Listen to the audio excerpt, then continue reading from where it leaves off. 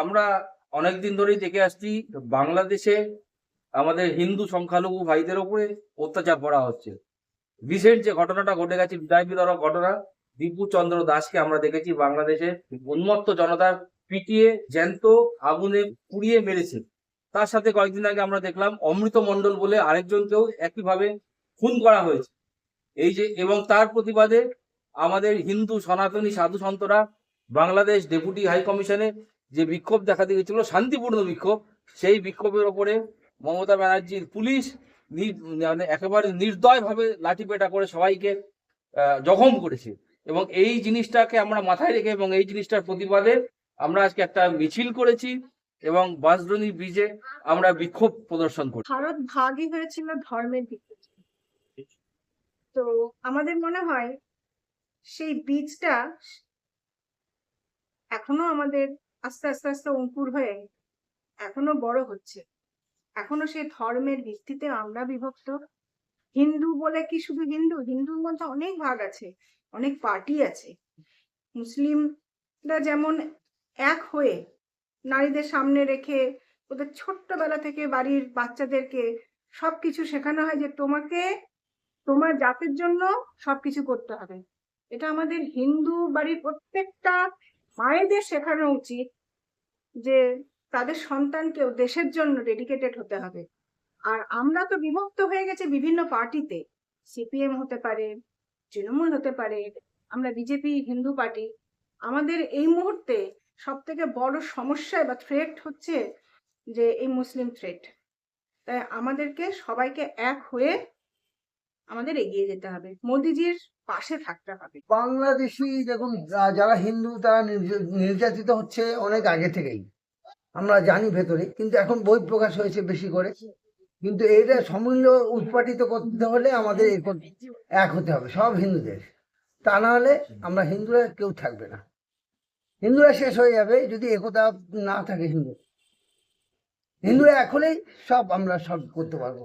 একটা দেশ তো চলে তার দুটো ভাগ, একটা মানে ইন্ডাস্ট্রি এবং এগ্রিকালচার।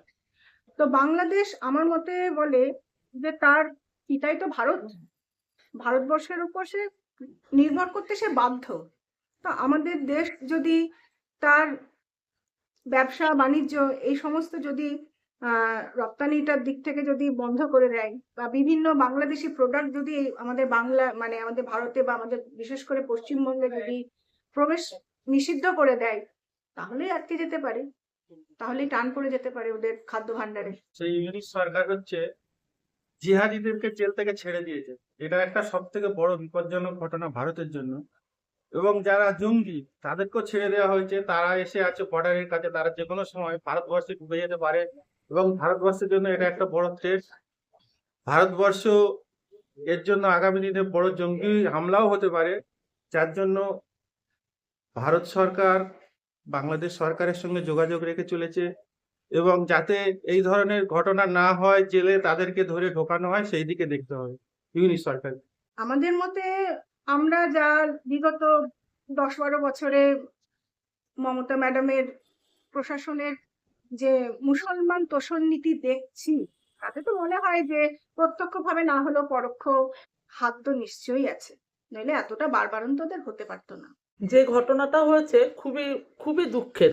মানে শোনার পর থেকে মানে নিজেকে ওই জায়গায় বসিয়ে কল্পনা করেছি, নিজেকে ওই জায়গায় বসিয়ে দেখেছি যে এতটা মর্মান্তিক ঘটনা ঘটাটা উচিত হয়নি। ঠিক আছে, এখন বাংলাদেশে হিন্দুরা প্রচন্ডভাবে অসুবিধার মধ্যে রয়েছে, সেটা মমতা দিদি তো কিছুই দেখছে না। তার জন্য আমাদের হিন্দুদের সবাইকে এক হতে হবে, এক হয়ে শুধু হিন্দু না, রাষ্ট্রবাদী যে মুসলিমরা রয়েছেন প্রত্যেককে এক হয়ে আমাদের এই এর জন্য লড়তে হবে আর কি। আজকে আমাদের এটা হাইলাইট হচ্ছে, কিন্তু এটা অনেকদিন আগে থেকেই এরকম হিন্দু জেনোসাইড চলছে। তখন এত মিডিয়া হয়তো এতটা সক্রিয় ছিল না, আমরা তখন নজরে আসিনি। কারণ স্বাধীনতার পর থেকে বাংলাদেশে যে হিন্দু পপুলেশন ছিল 20% মতো, সেটা এখন কমতে কমতে এসে less than 8% হয়েছে। এটা কিন্তু আজকে ঘটনা ঘটেনি, এটা অনেকদিন আগে থেকেই এই ঘটনাটা ঘটছে, আজকে হাইলাইটেড হচ্ছে জিনিসটা।